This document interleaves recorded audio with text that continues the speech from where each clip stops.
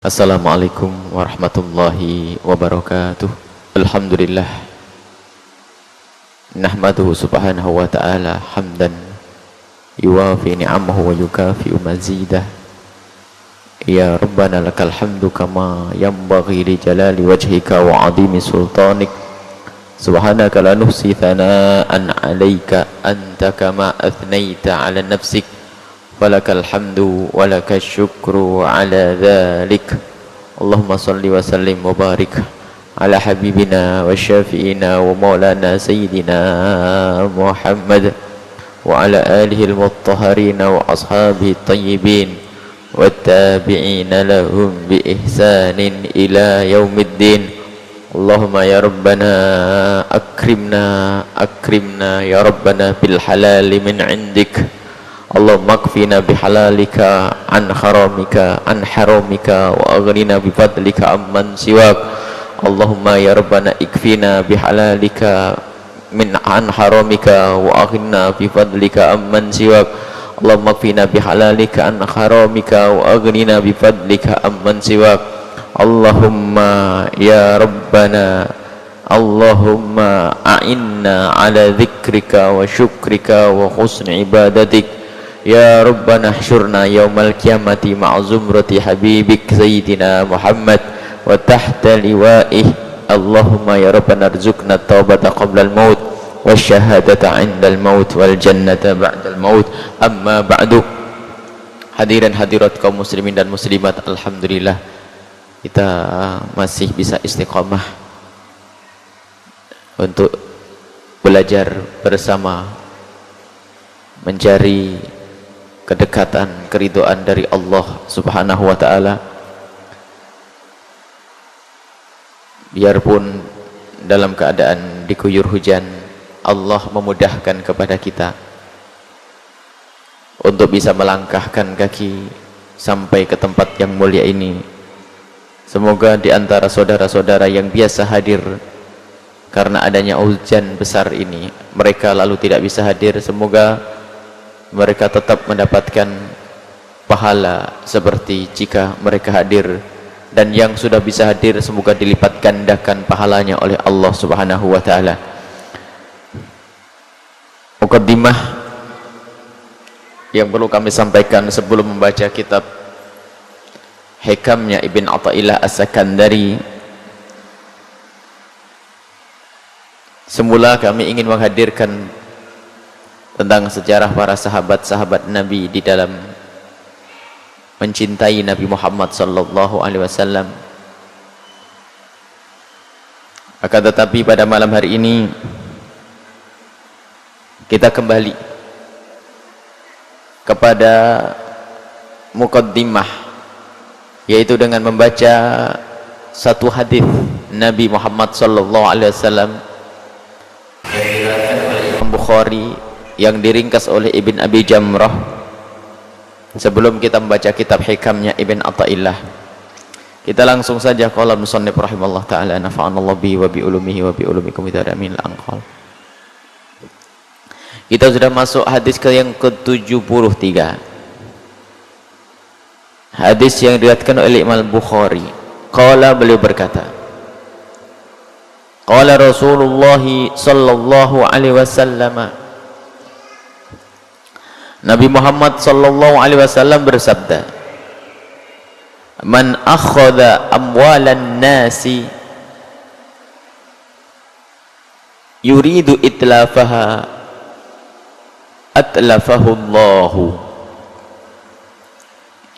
Barang siapa yang mengambil hartanya orang, duitnya orang, yuridu, mengambil hartanya orang, yuridu, dan dia bermaksud di dalam hatinya, lintasan di dalam hatinya, kerentek di dalam hatinya, itlafaha, untuk menghancurkan,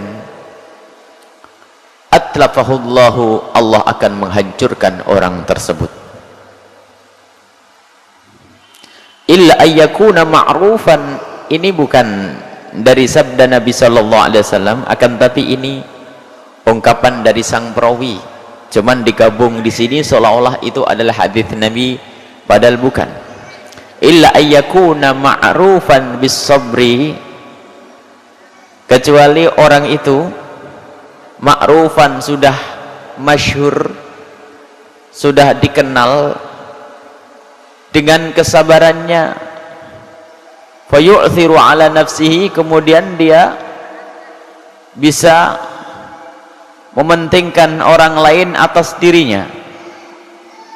Yu'thiru, mementingkan orang lain, ala nafsihi, atas dirinya. Walau kana bihi khasasatun, biarpun dia itu butuh, bihi, ada orang, pada orang tersebut, khasasatun, butuh, dia butuh tapi masih mementingkan orang lain. Kafi'li Abi Bakrin, seperti yang pernah dilakukan oleh Sayyidina Abi Bakar As-Siddiq, hina tasaddaqa bimalihi, tatkala beliau bersedekah dengan hartanya. Sayyidina Abu Bakar As-Siddiq bersedekah dengan hartanya semuanya, dan Sayyidina Umar ibn Khattab bersedekah dengan separuh hartanya. Lalu Rasulullah bertanya kepada Abu Bakar, Sayyidina Abu Bakar, apa yang kau tinggalkan untuk keluargamu? Dijawab oleh Sayyidina Abu Bakar, aku tinggalkan untuk keluargaku Allah dan Rasulnya. Sehingga saat itu Sayyidina Abu Bakar disanjung oleh Rasulullah sallallahu alaihi wasallam.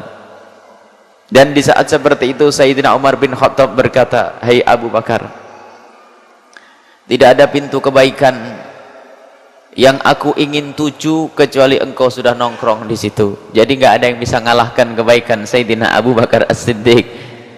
Sebab waktu sedekah nggak janjian, tiba-tiba saja tergerak di hati mereka para sahabat Nabi untuk bersedekah. Sayyidina Abu Bakar menyedekahkan semua hartanya, Sayyidina Umar separuh hartanya, separuh, tapi masih kalah dengan Sayyidina Abu Bakar As-Siddiq.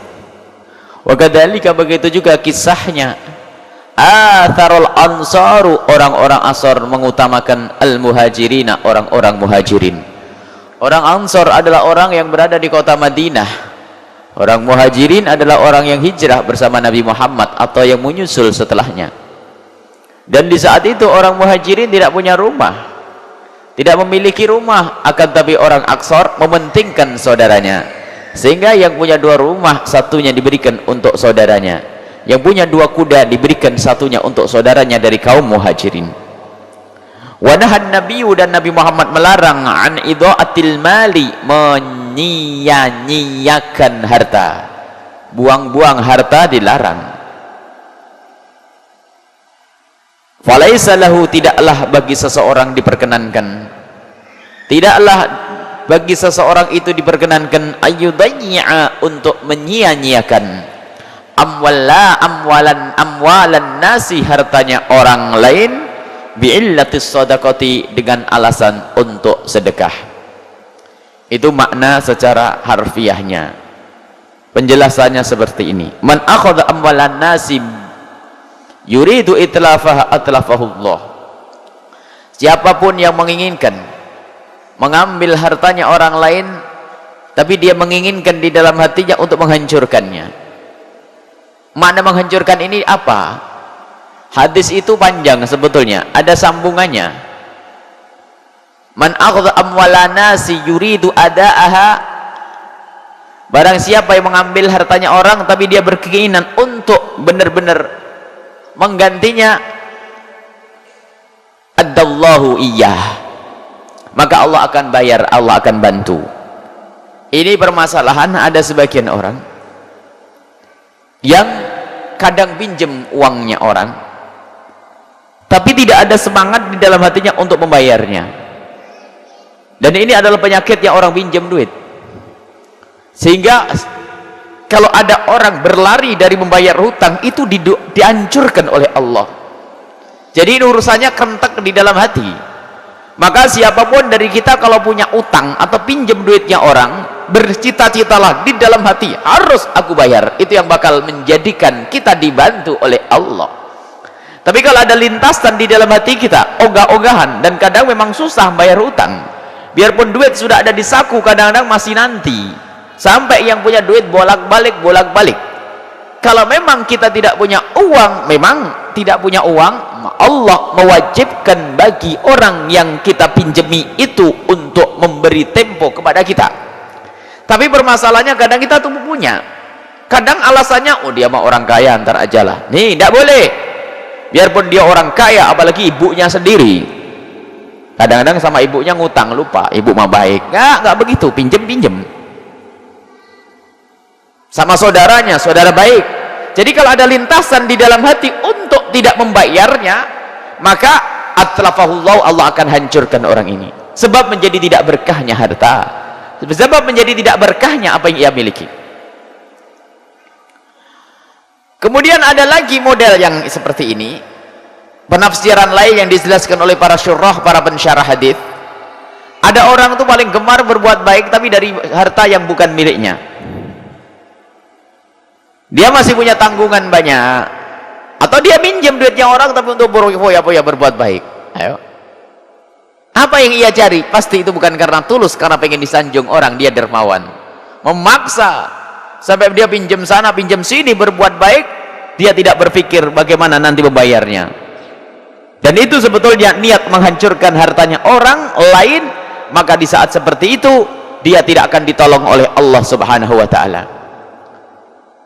Yang ketiga adalah masih punya tanggung jawab. Artinya kalau kita punya anak, harta kita itu adalah milik anak yang harus dia makan. Seorang suami wajib memberikan nafkah anak, istri, punya tanggung jawab. Artinya biarpun itu miliknya suami, tapi ternyata ia adalah ada haknya anak dan istri. Lalu kalau dia foya-foya bagi sana bagi sini sampai anaknya tidak makan, ini artinya kita mengambil hartanya anak-anak kita, bagian dari anak kita untuk kita hambur-hamburkan. Maka itu juga tidak diperkenankan. Di sini dijelaskan ila ayyakuna ma'rufan bis sabri, kecuali orang itu memang sudah sabar. Tapi itu berkenaan dengan dirinya sendiri. Anda mungkin bisa sabar untuk tidak makan, tapi anak Anda lain. Jadi kalau Anda ingin berbuat baik, harus Anda ukur bukan saja diri Anda sendiri. Anda punya istri, Anda punya anak, sudah dicukupi makannya atau belum? Jangan sampai kita pandai bersedekah, taunya anaknya di rumah melarat tidak makan, haram, bukan mendapatkan pahala. Illa yakuna ma'rufan bis sabri, dia sabar bisa tambah dirinya sendiri. Anda bisa hidup dengan ala kadarnya, mungkin hanya dengan nasi, atau mungkin Anda banyak puasa, tapi istri Anda harus Anda perhitungkan, dia punya hak untuk makan. Mengambil dari harta Anda sebagai nafkah wajib yang dibebankan oleh Allah kepada Anda sebagai kaum laki-laki untuk istri-istri Anda dan anak-anak Anda. Lalu kok disedekah-sedekahkan sampai anaknya terlantar, maka ini juga merusak hartanya orang lain, maka tidak ditolong oleh Allah orang yang demikian ini. Adapun Sayyidina Abu Bakar sendiri, contoh orang yang sabar untuk dirinya sendiri, nggak makan nggak apa-apa, saya bakal tambah, boleh bagi-bagi kepada orang lain. Walau kana bihi khasasah, biarpun dia dalam keadaan butuh, tapi dia memberikan kepada orang lain kemuliaan. Tapi jangan jatahnya anak-anak lalu kita hambur-hamburkan. Jatahnya istri kita berikan orang lain. Dalam kisah pada pertemuan yang lalu, kisahnya Sayyidina Ali yang saat itu di saat hendak berbuka kekir yang pertama, kemudian yatim yang kedua, kemudian orang yang lagi dalam tawanan, kemudian dia minta makan, tidak langsung dikasih oleh Sayyidina Ali. Ditanya itu semua, Sayyidina Hasan, Husain, Sayyidah Fatimah, gimana saya berikan? Mereka setuju, oke, sabar, dikasihkan sampai 3 hari dia makan. Tapi jangan sampai dipaksa istri kita untuk 3 hari tidak makan. Tidak diperkenankan, haknya dia makan sehari 3 kali, kalau 3 kali. Anak kita begitu tidak boleh. Wahai anak-anakku, yuk kita menjadi ahli surga semuanya, kamu jangan kurangi makan, kita banyak sedekah. Anak tidak mampu, dan mungkin pemahamannya beda, keimanannya juga berbeda-beda, maka berlakulah wajar kepada anak-anak Anda. Jangan sampai pincang, pandai bersedekah, anak terlantar, bukan sesuatu yang menjadikan Allah ridho kepada kita. Adapun kisahnya Sayyidina Abu Bakar As-Siddiq, Sayyidina Abu Bakar adalah orang yang sangat dekat kepada Allah, dan anak beliau adalah juga sangat dekat kepada Allah, tidak dikhawatirkan kesabaran mereka. Lah kalau sudah ma'ruf bisabri, bakal sabar, yakin sabar, nggak apa-apa, kasihkan kepada orang lain harta itu semuanya. Seperti halnya orang Ansar begitu cintanya kepada para pendatang waktu itu, sehingga mereka dengan sukarela membagikan hartanya. Itu adalah bahasa cinta yang tidak bisa nalar, tidak masuk kadang-kadang. Siapa dia harus aku kasih, tapi makna kecintaan ini adalah pengikut Nabi Muhammad. Ini yang membawa dakwah dari Mekah ke Madinah, ini yang mengawal Nabi Muhammad, yang mendampingi Rasulullah, harus aku beri. Ini makna cinta. Orang Ansar berkorban dengan hartanya, berkorban dengan apa yang mereka miliki, diberikan kepada kaum muhajirin. Dan Allah subhanahu wa ta'ala, Nabi Muhammad SAW melarang kita menghambur-hamburkan harta, dan tidak diperkenankan kita itu berbuat baik, bersedekah dengan alasan apa? Kita tidak boleh menyia-nyiakan uang atau menghambur-hamburkan uang dengan alasan sedekah, tidak diperkenankan. Ini harus kita fahami, ijma', disepakati para ulama. Kalau ada orang punya utang yang sudah jatuh tempo, harus dibayar, maka tidak diperkenankan mereka bersedekah. Kalau sudah jatuh tempo, tapi kalau temponya belum, kalau temponya belum jatuh, boleh kita bersedekah. Misalnya temponya bulan depan, saya bersedekah hari ini, diperkenankan. Tapi kalau belum jatuh, kalau sudah jatuh tempo, maka utamakanlah membayar hutang. Utamakan membayar hutang karena pahalanya lebih gede daripada sedekah.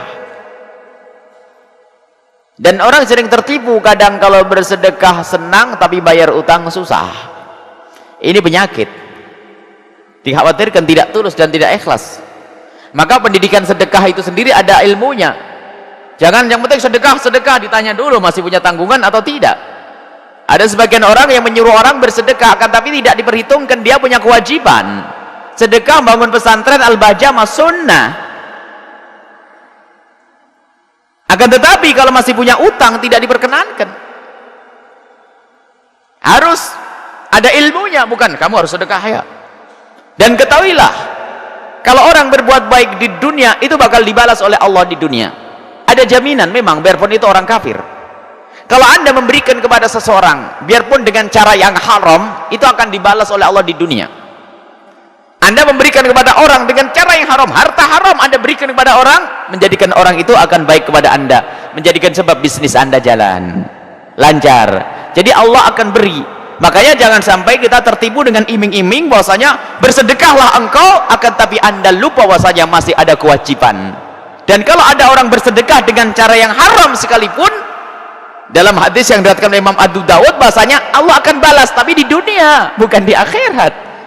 Jadi orang kafir kalau dia bersedekah, misalnya orang fakir nyantuni fakir miskin, orang kafir nyantuni fakir miskin akan dibalas oleh Allah di dunia.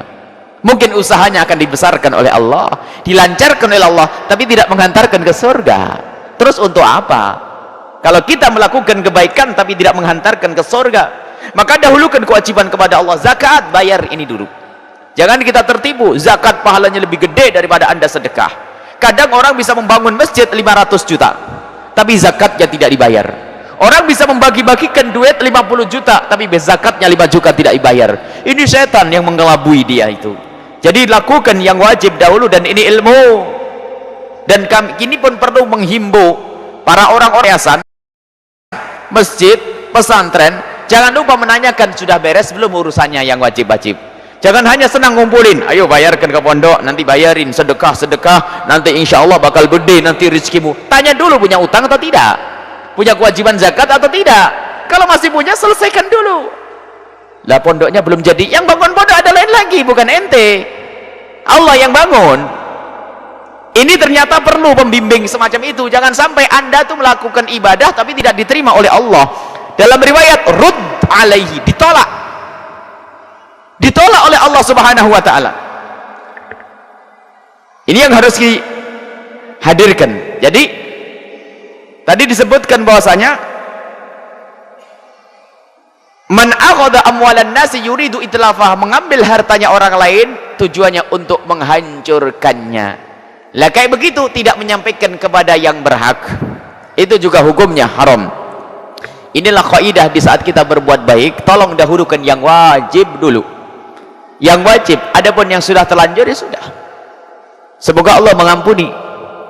Sebab kami mendengar ada beberapa orang, saya harus sedekah sebab setiap sedekah saya akan mendapatkan. Memang itu ada janji. Orang kafir nggak pernah sujud kalau berbuat baik. Ini hadis Nabi, kalau orang kafir nggak pernah sujud berbuat baik akan dibalas oleh Allah di dunia. Mungkin orang itu menjadi dukung dia, akhirnya jadi apa bisa, atau paling tidak belanja di tokonya kan. Ini akan dibalas oleh Allah di dunia, tapi nggak mendapatkan di akhirat. Ini yang harus kita takutkan. Kalau dibalas di dunia untuk apa? Kita pengen balasan di dunia dan akhirat, maka bersedekahlah, lakukan kebaikan dengan bersih. Jangan sampai anak kita nanti terlantar. Cuman batasnya, kecukupan untuk anak itu seperti apa? Ada beberapa waktu yang lalu ada orang ingin memberikan hartanya. Akhirnya ya kami tanya, memang belum sempat selesai perbincangan kami, kemudian beliau sudah meninggal dunia. Saya ingin berbuat baik dengan harta saya ini. Ya kami tanya, anak-anakmu sudah kau atur atau belum? Jadi jangan sampai menelantarkan anak. Dudukkan anak itu agar anak mapan. Maksudnya mapan bukan berarti harus punya rumah gedung, bukan punya mobil, bukan itu. Mapan artinya apa? Masa depannya itu bisa terbaca atau terarahkan gitu loh. Sudah kau siapkan apa buat anakmu? Mungkin sudah ada sebidang tanah untuk rumah, tempat tinggal, sudah kau siapkan untuk bangunan. Baru sisanya nanti adalah boleh bersedekah. Jangan sampai anaknya nanti menjadi orang yang sengsara gara-gara engkau pandai bersedekah. Bukan berarti harus seperti ibunya atau bapaknya punya rumah gedung, anaknya tidak harus seperti itu. Jadi yang perlu diperhatikan kebutuhan anak, urusan makan, baju, dan tempat tinggal. Itu saja aslinya. Tapi kalau sampai anak terlantar, tersengsara, maka itu dosa bagi orang tua, bagi yang punya tanggung jawab. Wadah Nabi wa nidha'atil mali, Nabi Muhammad melarang untuk menghambur-hamburkan harta. Buang-buang harta itulah dilarang oleh Rasulullah sallallahu alaihi wasallam. Menghambur-hamburkan harta, tapi tidak ada menghamburkan harta untuk kebaikan. Jadi kalau anda membantu masjid sana, madrasah sana, itu bukan menghambur-hamburkan harta, tapi tetap ada aturannya yang di rumah harus dipikirkan. Dia katakan khairus sadaqati ala dhahrihina, sebaik-baik sedekah itu adalah di saat anda sudah memenuhi kebutuhan, kewajiban-kewajiban untuk anak-anak anda, cukup, sehingga nanti tidak ada penyesalan. Aduh, sudah terlanjur anakku sakit, anak ini enggak ada begitu. Kemudian ibda biman ta'ul, dan kalau pengen bersedekah mulai dari orang yang menjadi tanggung jawabmu. Ini perlu diperhatikan di sini. Cuman kadang orang berlebihan, jadi pelit. Kan aku masih punya anak, masa depan anakku masih panjang. Bukan itu, bukan mikir yang panjang itu. Lah, kalau mikir masa depan, apalagi masa depannya anaknya nggak boleh mati, bisa pelit ini nanti. Wah, aduh mau sedekah, anakku besok mau daftar kuliah, sebentar lagi ngambil fakultas ini. Wah, pelit, bukan itu yang dimaksud. Itu sudah berlebihan. Kebutuhan untuk sehari-hari itu saja. Kalau sudah sampai melangkah kepada orang kaya raya, ini lain, bukan itu. Jadi kikir. Maka salah memahami dari sisi sini nanti juga berbahaya. Jadi orang menjadi kikir. Aku kan, kata Buya kan harus memikirkan masa depan anak. Aku belum belikan mobil buat anak saya, belum saya hajikan, belum saya. Nah, menghajikan tidak wajib bagi kita kepada anak kita. Nah, wajib bagi saya sendiri untuk haji dengan harta saya, dan saya tidak wajib menghajikan anak-anak saya. Baru anak nanti kalau sudah bisa bekerja, punya duit, dia punya kewajiban sendiri. Itu yang harus dipahami. Jadi bincang memahami juga kacau, bral-bral tapi anaknya nggak karu-karuan, salah. Kepelitan juga nggak bener. Ini harus benar-benar wajar. Disebutkan di situ an idha'atil mali, Nabi Muhammad melarang untuk menghambur-hamburkan harta, dan menghamburkan harta itu digunakan untuk sesuatu yang tidak ada gunanya di dalam agama. Tapi kalau untuk kemuliaan ada, sehingga la tabdir, tidak ada mubadzir di dalam kebaikan. Tidak ada istilah mubadzir dalam kebaikan. Sehingga kayak Sayyidina Abu Bakar As-Siddiq, nggak punya apa-apa di rumahnya boleh, tapi tahu anak-anaknya sabar. Tapi kalau anaknya nangis, cuman kadang ini Masya Allah, ketidaksesuaian pemahaman antara suami dengan istri ini bikin susah. Suami pengen sedekah, istrinya pelit, paling kacau, paling nggak enak tuh suami punya istri pelit. Waduh. Atau sebaliknya sama. Jadi mau sedekah itu harus sembunyi-sembunyi, harus, aduh istri. Kadang-kadang istri pikirannya jangka panjang sekali itu. Kelewatan. Ada seorang suami juga begitu, istrinya pengen berbuat baik, tidak pernah kompak. Jadi kalau bisa memang harus kompak ini. Kebaikan yang dilakukan seorang istri, sang suami tahu. Sehingga jangan baik sendiri ibu, ibunya baik, suami tetap kikir. Diajak sama-sama loman, sama-sama dermawan. Abang yuk kita bantu ini, bantu fakir miskin, bantu masjid, bantu pesantren. Ada kekompakan ini. Jadi memang hidupnya bersama-sama adalah untuk mencari kemuliaan di hadapan Allah. Sebab kalau istri dermawan, suami belum, kasihan tuh sang suami. Harus ada kekompakan, ada. Sampai ada orang sembunyi-sembunyi. Karena ini istri saya tidak tahu, suami saya tidak tahu. Duit siapa? Duit saya. Kenapa suami tidak tahu? Saya mau nyumbang sedikit saja dimarahi. Loh, suaminya pelit. Kasihan tuh. Baik, kita harus ada kekompakan di dalam hal ini. Ini adalah yang bisa kita hadirkan dalam hadis yang diriwayatkan oleh Imam Bukhari tentang jangan sampai kita ini melakukan kebaikan tapi menjadikan orang lain tersiksa. Ya, melakukan kebaikan tapi tidak pernah kita pikirkan orang yang jadi tanggung jawab kita. Ini saja, semoga Allah memberikan kepada kita pemahaman yang benar akan hadis Nabi Muhammad SAW dan memudahkan bagi kita untuk mengamalkannya. Semoga Allah membimbing kita untuk menjadi ahli sedekah yang diridhoi, bukan ahli sedekah yang dimurkai oleh Allah. Kita ingin menjadi ahli sedekah dan Allah ridho benar dengan kita. Kalau sudah menjadi ahli sedekah Allah ridho, nah, ahli sedekah kan lebih. Nabi Muhammad sudah menyebutkan kita bersedekah tapi kita cukup, kita tidak merasa nyesel setelah itu, dicukupi oleh Allah. Kita sedekah banyak, pahala kita banyak, hidup kita dicukupi. Jangan sampai sedekah mah enggak, hidupnya enggak cukup karena tamak yang berlebihan, itu tersiksa di dunianya, tersiksa di akhiratnya, tersiksa. Wallahu a'lam bissawab. Kita akan lanjutkan kepada kitab Ibn Atha'illah As-Sakandari, kitab Hikam. Kita sudah sampai kepada hikmah yang ke-86. Al-hikmatu sadisatu wa thamanuna. Qala al-musannifu rahimahullahu ta'ala nafa'anallahu bihi wa bi ulumihi wa bi ulumikum fid dharain amin ila anqal. Al-hikmatu sadisatu wa thamanuna, hikmah yang ke-86. Al-ata'u, pemberian, minal khalqi, dari manusia. Itu hakikatnya hirman,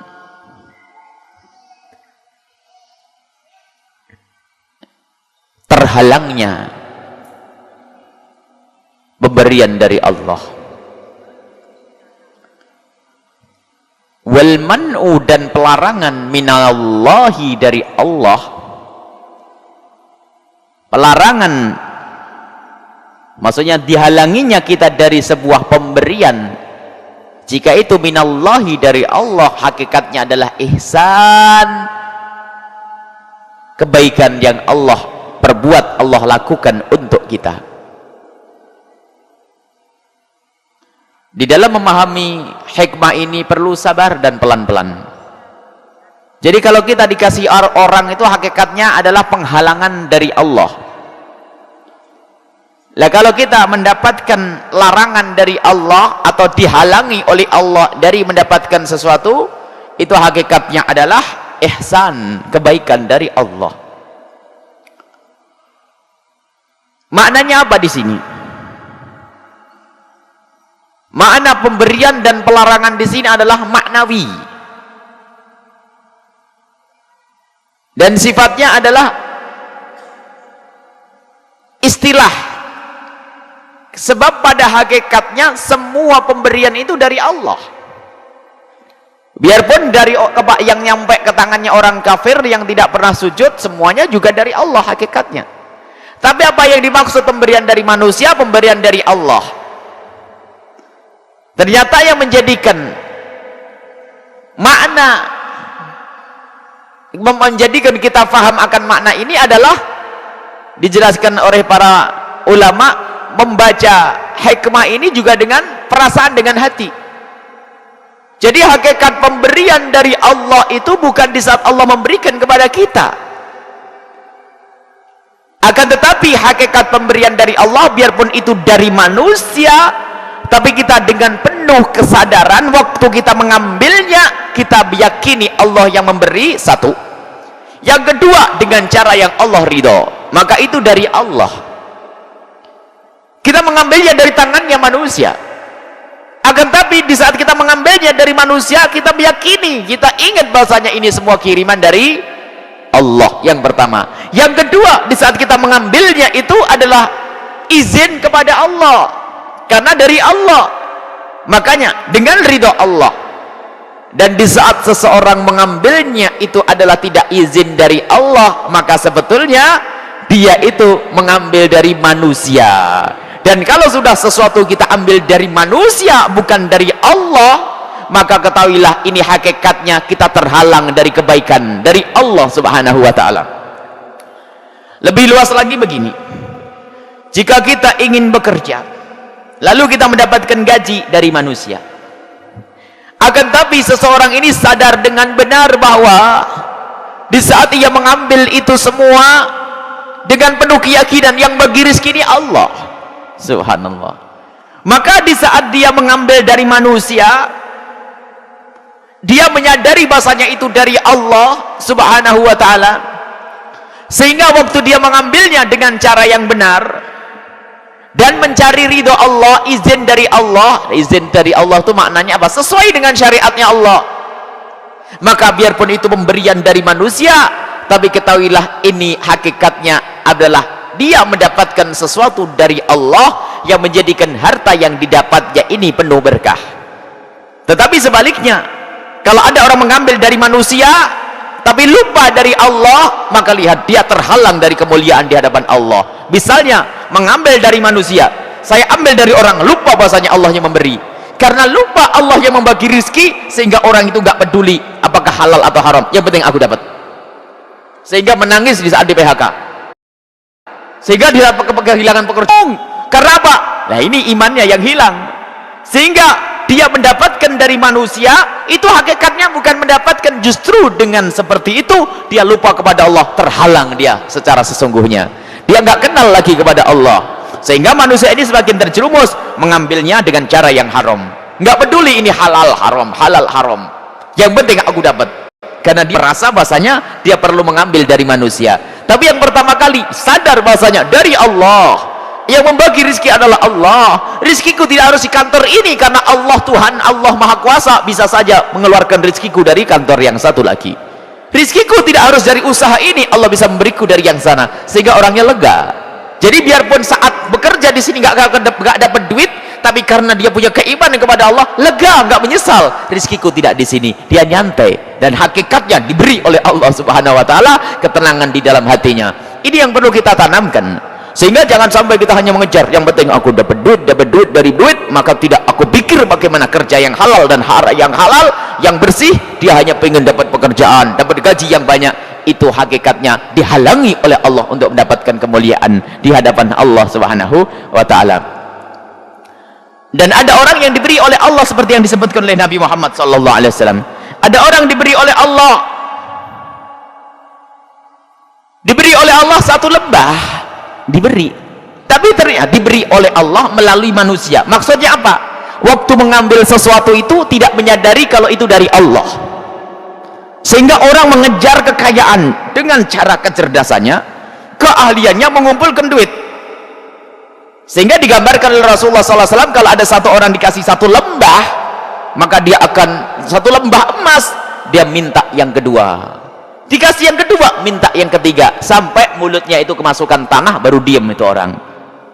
Ini jadi dia tuh diberi oleh Allah, tapi ternyata di saat diberi seperti dihalangi dari pemberian dari Allah, tamaknya yang muncul, sehingga lihat semakin capek. Dulu tuh kayaknya waktu masih hidup biasa itu bisa nyantai ya, bisa sering ngobrol sama temennya, ke masjid nggak buru-buru ya. Sekarang tokonya tambah satu, pengajian saja datang terlambat, pulangnya duluan. Sholatnya pasti rakaat pertama hilang ini dulu lah. Ini kenapa seperti itu? Kok waktu jadi sempit dia dikejar-kejar begitu? Jadi ini berarti kekayaan yang diberikan oleh Allah penghalang bagi dia sebetulnya, bukan dia semakin dekat kepada Allah. Dan alangkah banyaknya orang yang diberi oleh Allah kecukupan dalam secara materi, tapi di dalam rumahnya kebutuhannya kok semakin membengkak, tidak berkah. Sehingga hitungan di dalam rumah itu kadang-kadang tidak masuk akal. Kenapa kok anakku jadi butuh ini, istriku jadi butuh itu, kenapa perabot rumah tangga harus nambah, padahal gajinya gede. Ternyata oleh Allah, karena harta tidak berkah, di rumah semua orang diberi oleh Allah keinginan punya kebutuhan, sehingga gajinya yang berapa puluh juta itu jadi kurang. Dan ini tidak berkah. Sementara ada orang gajinya pas-pasan cukup, nggak pernah bingung, gaji tinggi tentunya masih punya utang di bank. Terus gajinya di mana itu? Beli mobil cash saja nggak bisa kan? Dan ini kenapa tidak berkah di situ? Karena waktu mengambilnya itu bukan karena rindu kepada Allah Subhanahu wa taala. Macam-macam. Dulu tuh berobat ke puskesmas sudah beres, sekarang harus pergi ke Singapura loh. Kok beda? Harus pergi ke luar negeri, harus pergi gini. Padahal yang ngasih obat adalah Allah, yang ngasih sakit juga Allah. Maka kita perlu mengambil semuanya itu adalah dengan penuh kerinduan kepada Allah, hingga di saat kita itu tidak mendapatkannya urusan yang kita cari itu, hati kita sudah lega karena yang memberi adalah Allah. Maka biarpun tidak diberi oleh Allah urusan dunianya, tapi sebetulnya urusan akhiratnya sudah, urusan ketenangannya sudah diberi oleh Allah Subhanahu wa ta'ala. Tamak, rakus, kayak orang meminum air garam. Jadi semakin dia minum bukan semakin dia puas, tapi semakin dia haus. Itulah di saat dia mengambil harta itu bukan kenal Allah Subhanahu wa ta'ala. Sehingga yang mengambil harta dunia dari manusia, lalu ia ingat bahwasanya semua dari Allah dan dengan cara yang diridhoi oleh Allah Subhanahu wa ta'ala, maka pengambilan hartanya tersebut, pengambilan harta dengan cara yang benar. Dan di saat suatu ketika harta itu ingin digunakan di jalan Allah, dia tidak merasa berat. Tapi kalau sudah mengambil harta itu bukan ingat Allah, Masya Allah, ngeluarin duit susahnya setengah mati, pelitnya pol-polan. Bahkan hitungannya untuk infak itu adalah luar biasa berat. Ingat-ingat saya sudah nyumbang, padahal 10 tahun yang lalu.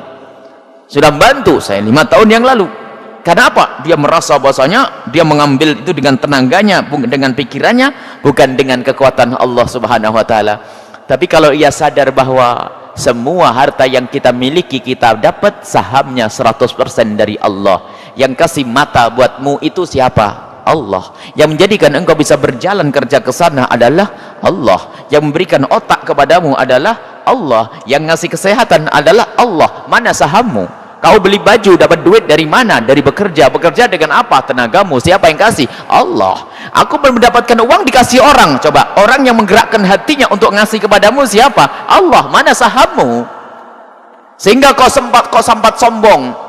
Kalau orang sadar bahasanya dari Allah, lihat, seandainya Allah tidak memberinya dunia, maka hatinya lega, dan kelegaan hati itu hakikat pemberian dari Allah Subhanahu wa ta'ala. Akan tapi jika ada orang diberi oleh Allah tapi hatinya tidak diberi oleh Allah kepuasan, biarpun kelihatannya pemberian tapi hakikatnya dihalangi dari pemberian dari Allah Subhanahu wa ta'ala. Maka ini yang perlu kita hadirkan, bahwa ambillah dunia dari tangannya manusia, tapi dengan menghadirkan kesadaran bahwa semuanya dari Allah. Ini yang pertama. Sehingga orang tidak pernah putus asa seandainya urusan pekerjaan dengan bosnya ini terputus, atau seandainya ada orang yang menemukan pekerjaannya itu masih haram, karena dia tidak menggantung dengan perusahaan tersebut, dia hanya menggantung kepada Allah, maka begitu mudahnya dia untuk berpindah ke tempat yang halal. Satu.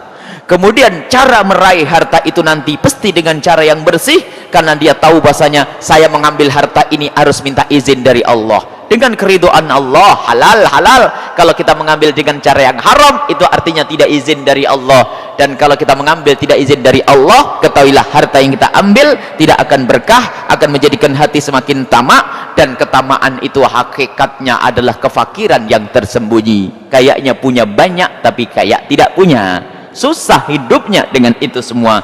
Inilah hikmah yang dihadirkan oleh Ibn Atha'il As-Sakandari. Hakikat pemberian dari manusia, kalau tidak kita hadirkan Allah, maka itu halangan dari Allah Subhanahu wa ta'ala, sehingga kita tertutup dari sampai kepada Allah. Akan tapi jika Allah menghalangi seseorang dari sebuah pemberian, kalau dia sadar, ketahuilah itu adalah kebaikan dari Allah Subhanahu wa taala, sebab dengan dunia yang diberikan kepada manusia belum tentu jadi masalahnya buat dia, akan tapi ketenangan di dalam hatinya itu sesuatu yang sangat mahal.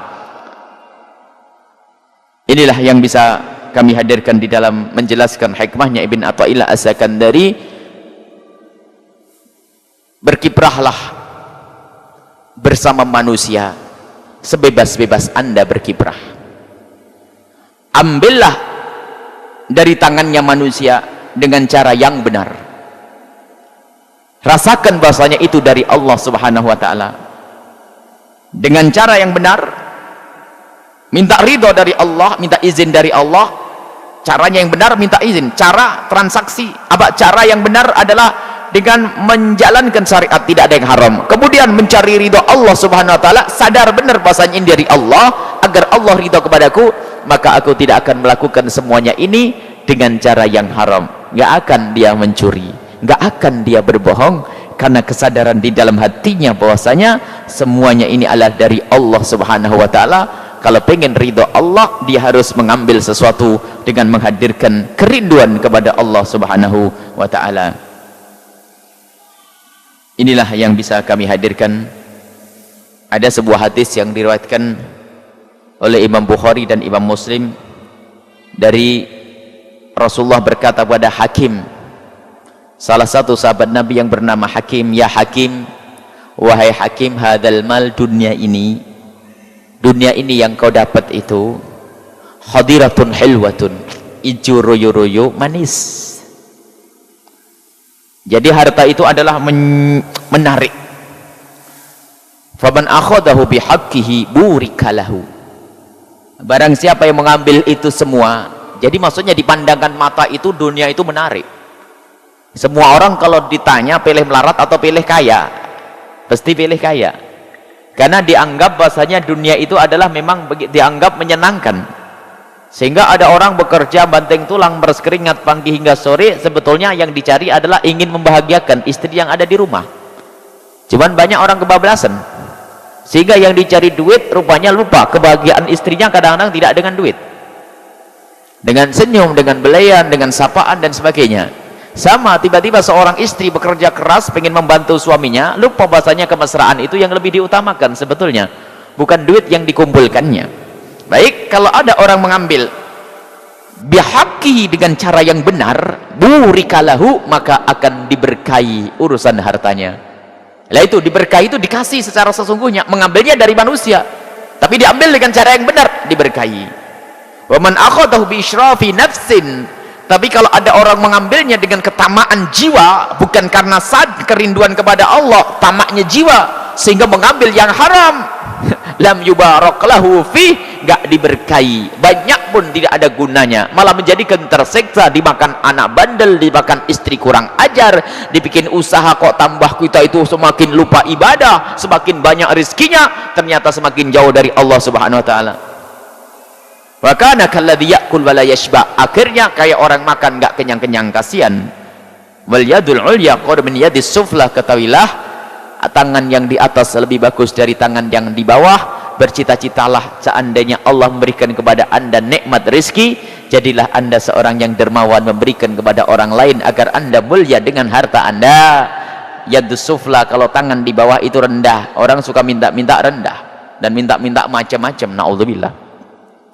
Pengemis, kita doakan pengemis itu bukan berarti mengemis loh ya, kadang pakai label ustadz suka mengemis, digambarkan oleh Imam Ghazali, ustadz minta, ustadz suka minta, ini adalah pengemis paling busuknya adalah pengemis pakai label ustadz dan kiai. Kalau ada pengemis di pinggir jalan, mungkin dia benar dia fakir, mungkin dia benar dia fakir, akan tapi ada pengemis adalah pakai label kiai, label ustadz, tidak ke rumahnya orang kecuali fulus. Jamnya bagus Pak Haji, cincinnya bagus Pak Haji. Hah? Bagus. Wah ini musibah. Ya muridnya nggak berani nolak. Iya. Al-akhdhu bil haya, akhdhu bis saif, mengambil dengan cara bikin malu orang itu kayak pakai pedang. Haram. Kayaknya mah dikasih, ngasihnya dia kepaksa. Dan ini busuk kayak begini nih. Kalau pengemis minta karena derajatnya dia pengemis, kalau kita mau nolak kan gampang. Tidak bisa, tidak punya. Tidak, selesai.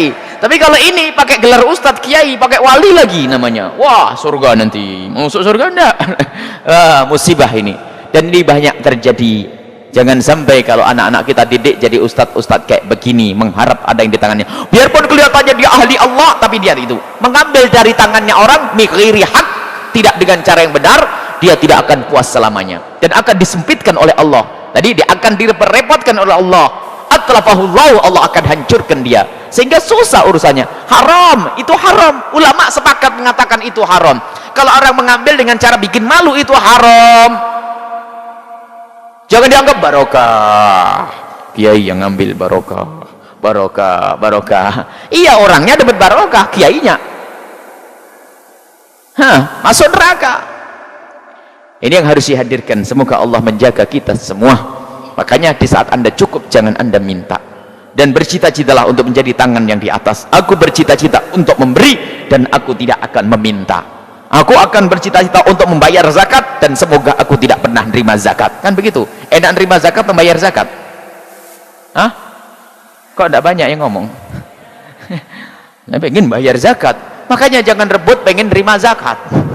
Makanya ini sebagian ketua RT sama ketua RW itu pusing kalau sudah musim hari raya Idul Fitri. Kalau sudah lagi pamer-pameran duit kayak kaya semua, tapi waktu pembagian zakat fitrah pengen didaftar semua jadi orang melarat. Musibah ini. Sampai ketua RT-nya bingung, "Buya, gimana ini orang kaya kok minta didata? Kalau tidak dikasih katanya nggak adil sayanya." Wah, ini orang pengen melarat, itu doa itu. Ya Allah, jadikan saya melarat saja biar saya nerima zakat. Melarat bener tuh, hati-hati. Makanya bercita-citalah, aku tidak boleh nerima zakat. Aku ingin bayar zakat. Masya Allah, akan dibantu oleh Allah Subhanahu wa ta'ala. Ini saja, semoga Allah memberikan kepada kita yang halal, menjauhkan dari yang haram. Wallahu a'lam bishawab.